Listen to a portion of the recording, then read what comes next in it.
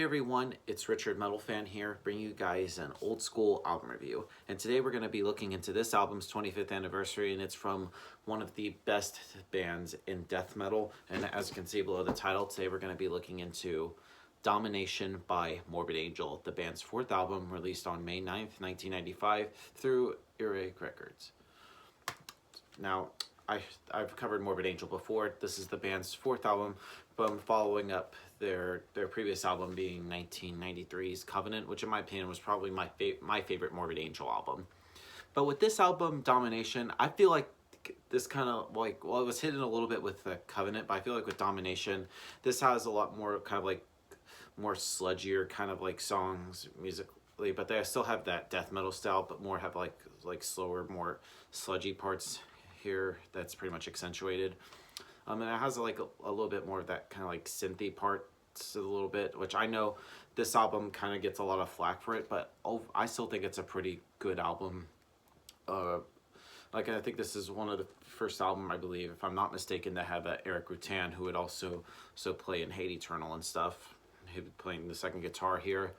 Between him and of course Trey Zageth's guitar playing, their guitars are toned and just as pretty much tight as ever. And of course goes along with the bass playing and sort of like the gruffy low vocals from David Vincent. And this will be the last album that he does with him until that album, which I'm not gonna bother even saying the name of it. But anyway, yeah. And drumming wise, what can I say? Pete Sandoval, in my opinion, is probably my favorite death metal drummer. I mean, you can't change my mind.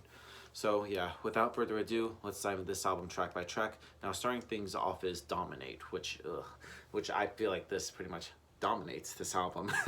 I know, I'm sorry, I had to go there.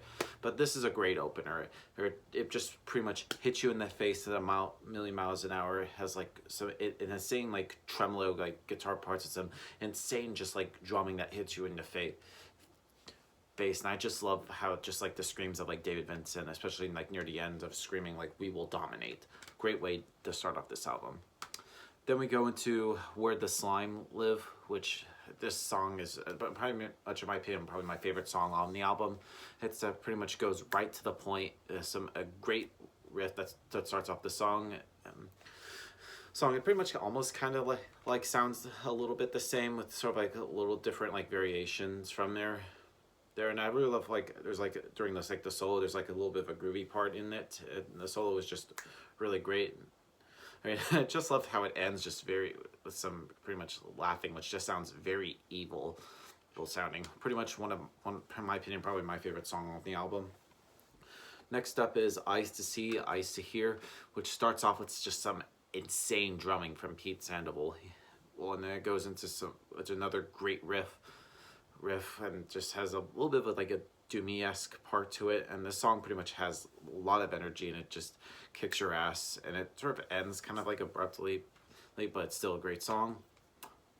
Moving on to Melting, which is a little instrumental here, which in my opinion I feel like it's just a filler with sort of like kind of like tribal-esque kind of like war drums a bit. Actually, I feel like it kind of adds to the album, but I just think it just doesn't add. I feel like it's just a waste to track, to be honest. But yeah, moving on to Nothing But Fear, which opens up with just an insane pummeling double bass. And then it sort of like slows down for a kind of like a very kind of like slow riff, and that just continues into like a very kind of like part that kind of sounds very thrashy, and then it goes into a breakdown with some chugging, and then the solo just blasts in. It's just pretty much short and to the point. And then it goes into another like tremolo part, and it's just and another great solo in there, and it just ends the song. Next up is Dawn of the Angry, which starts off with some really great guitar parts, just very harmonized kind of like tremolos with just some insane drumming, and it goes into a verse with just some very, very great like thick sounding thing, and I love how there's like a riff that just goes in and out, and then it just grooves into like a harmonizing part following just a pretty kick-ass solo.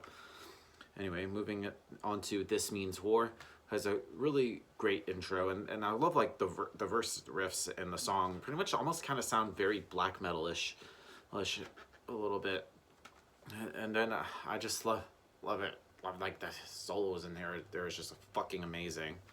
So yeah, moving on to Caesar's Palace, which starts off kind of weird with a little bit of a creepy part, and then some insane riffage just comes in, and it goes into like a slower part with sort of like another tremolo low part, and then David just slams in with just some insane vocals and just some really good drums with some very nice fills in there.